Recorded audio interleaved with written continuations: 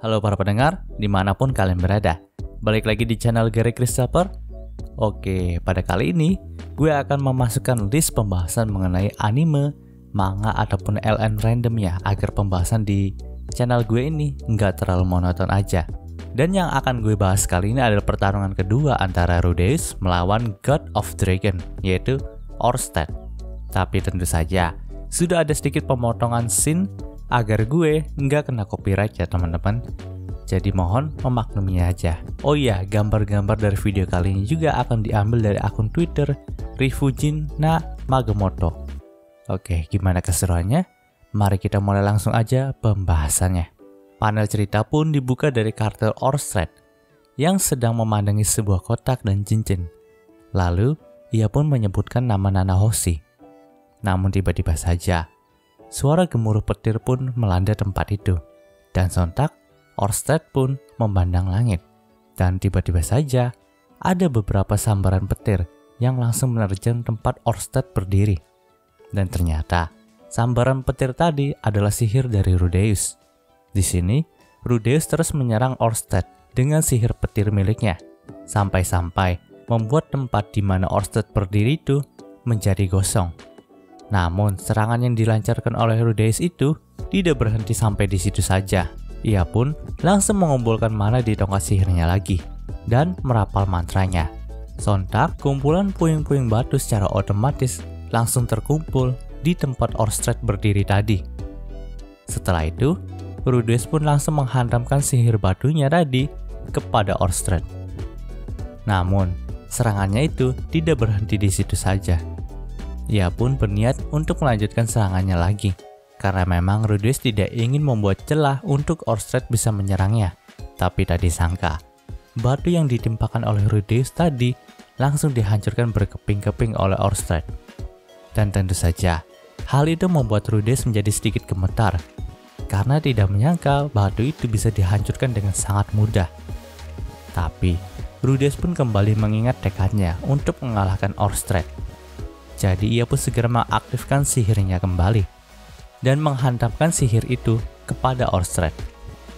Hantaman sihir itu pun menimbulkan ledakan yang sangat dahsyat. Bahkan, seluruh area pertarungan mereka pun dikelilingi oleh asap dan debu akibat hantaman dari sihir yang diciptakan oleh Rudeus. Di sini, Rudeus pun diam sejenak untuk melihat apakah Orsted itu akan terkena dampak dari serangannya atau tidak. Namun ternyata, ketiga serangan dahsyat Rudeus tadi tidak mampu mengalahkan Orsted. Mungkin itu bisa membuat luka-luka di bagian tubuh Orsted, tapi Orsted tidak mati. Melihat hal itu, Rudeus pun berniat untuk melancarkan serangan sihirnya lagi. Ia pun mulai mengumpulkan energi sihir di tangannya. Namun tiba-tiba saja, sebuah sayatan super cepat langsung menyayat lengan dari armor Rudeus. Sayatan itu berasal dari pedang Orsted. Di sini, Rudeus pun sedikit gemetar karena hampir saja tangannya itu terpotong karena sayatan yang dilayangkan oleh Orsted. Tapi nampaknya, saat ini giliran Orsted yang akan menyerang kepada Rudeus.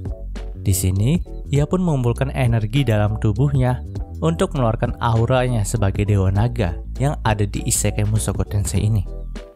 Hawa intimidasi dari Orsted pun mulai menyebar ke arena pertarungan mereka. Sontak, raungan dan aura dari Orsted pun hampir saja membuat Rudeus menjadi pingsan. Namun nampaknya, Rudeus itu telah mengalami banyak perkembangan dan belajar dari pertarungan pertamanya melawan Orsted. Jadi, ia masih bisa mempertahankan kesadarannya saat melawan Orsted. Lalu Rudeus pun mengaktifkan Gatling Gun-nya yang ada di armornya untuk menyerang Orsted sekali lagi. Hujan peluru batu berbentuk runcing pun langsung menerjang ke arah Orsted berada. Namun di sini Orsted pun dapat menghindari hujanan peluru itu dengan sangat mudah. Orsted pun langsung bergerak dengan cepat ke arah kiri untuk menghindar hujanan peluru yang diarahkan Rudeus. Melihat hal itu, Rudeus pun berkata dalam hatinya kalau pergerakan dari Orsted sangatlah cepat. Sampai-sampai mata iblis dari Rudeus itu tidak bisa mengikuti pergerakannya. Di sini, Rudeus pun bersiap-siap dengan kuda-kuda pertahanannya untuk menahan serangan yang dilancarkan oleh Orsted. Tapi hal itu percuma saja. karena Ostrich sudah berada di belakang Rudeus dan bersiap untuk menebasnya. Rudeus pun terlambat untuk membuat aksi pertahanan, dan sontak Ostrich pun tidak menyia-nyiakan kesempatan itu dan langsung menebas lengan dari Rudeus. Serangan Ostrich itu tidak berhenti sampai di situ saja. Ia pun melancarkan tendangan telak ke arah perut dari armor Rudeus yang membuat armornya itu menjadi retak. Dan Ostrich pun berniat untuk mengakhiri hidup Rudeus dengan tebasan terakhir dari pedangnya.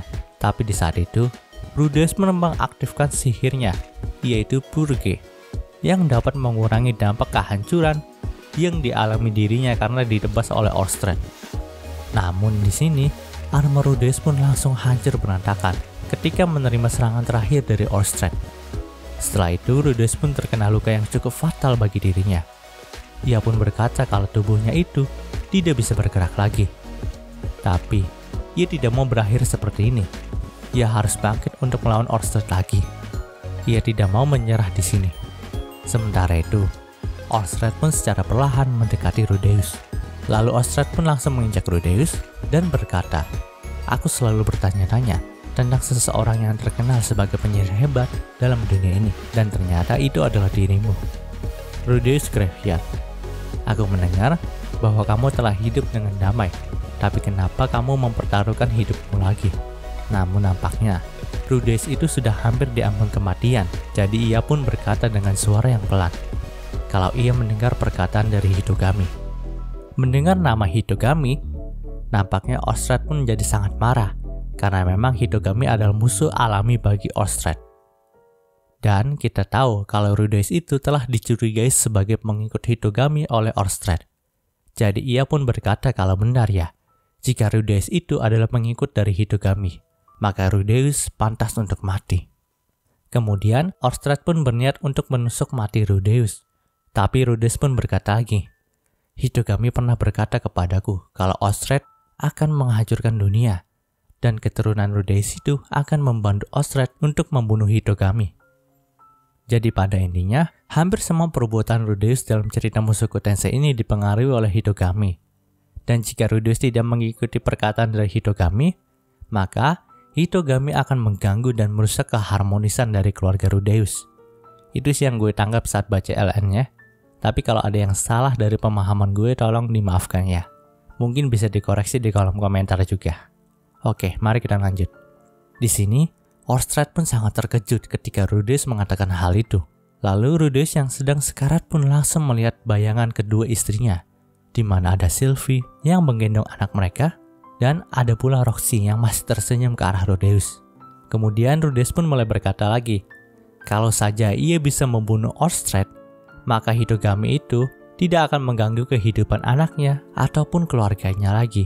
Jadi di sini, Rudeus pun memohon kepada Ostrich agar dirinya tidak menghancurkan dunia karena dendamnya kepada Hidogami.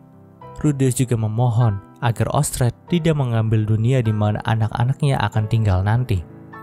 Jangan sampai Ostrich melakukan hal itu karena mereka adalah masa depan dan cita-cita bagi Rudeus. Setelah itu, Rudeus pun menangis sejadi-jadinya dan berkata kalau untuk pertama kalinya ia sangat senang telah memiliki keluarga. Kan kita tahu sendiri, Rudeus itu sangat membenci keluarga dan kedua orang tuanya saat dulu masih hidup di Jepang. Tapi untuk pertama kalinya, Rudeus itu sadar bahwa keluarga adalah segalanya bagi dirinya. Bahwa keluarga adalah kebanggaan bagi dirinya. Dia pun sangat bahagia dengan keluarganya saat ini. Jadi ia pun memohon kepada Ostrich agar dirinya mau menyerah kepada Hidogami. Rudeus pun terus memohon kepada Ostrich sampai-sampai Ostrich sangat terkejut melihat Rudeus yang seperti itu. Dan setelah beberapa pertimbangan, Ostrich pun berkata kalau ia tidak bisa melakukan hal itu. Mendengar hal itu, Rudeus pun menjadi tersentak, lalu secara refleks langsung menggigit kaki dari Ostrich dan hendak mengeluarkan mantra meledakkan diri agar dirinya bisa mati bersama Ostrich. Namun dengan cepat, Ostrich pun langsung menendang Rudeus agar menjauh dari dirinya. Di sini ia juga berkata kalau meskipun Rudeus itu memiliki kapasitas mana yang besar, tapi Rudeus akan tetap pingsan dan kehabisan mana jika ia terus melawan Ostrich menggunakan mantra sihir tingkat tinggi seperti tadi. Lalu Ostrich pun langsung mengeluarkan aura naganya lagi. dan bersiap untuk menghabisi Rudeus. Di sini, Rudeus pun hanya bisa menatap pasrah untuk kematian yang sudah ada di depan matanya. Orstred juga berkata bahwa ia akan mengenang nama Rudeus. Tapi tiba-tiba saja, ada seorang yang melayangkan pedang ke arah Orstred dan membuatnya terpental jauh dari sana. Rudeus pun hanya bisa melihat sosok itu dengan samar-samar. Dan pada awalnya, Rudeus itu mengira kalau itu adalah Sylvie ataupun Roxy ya. Siapa lagi lah yang mau menolongnya selain Sylvie dan Roxy, kan mereka kan kedua istrinya. Tapi ternyata, kedua tebakan Rudeus itu salah. Karena orang yang menyelamatkannya kali ini adalah Aerys. Di sini Aerys pun berkata, "Apakah kau baik-baik saja, Rudeus?" Dan sekarang, Aerys lah yang akan melawan Orstred untuk menyelamatkan Rudeus pada kali ini. Dan ia pun akan membalas kekalahannya dulu saat ia tidak bisa melindungi Rudeus dari serangan Orstred. Dan cerita pada part kali ini pun berakhir. Oke, mungkin segitu pembahasan manga Mushoku Tensei-nya pada kali ini. Jika kalian suka video ini, jangan lupa untuk like, komen, dan juga subscribe ya. Dan juga kalau kalian ingin lanjut video ini, komen aja di bawah. Biarin nanti gue lanjutin dan gue cari panel manganya terlebih dahulu ya. Terima kasih telah mendengarkan sampai titik ini. Gue Gary Christopher, signing off.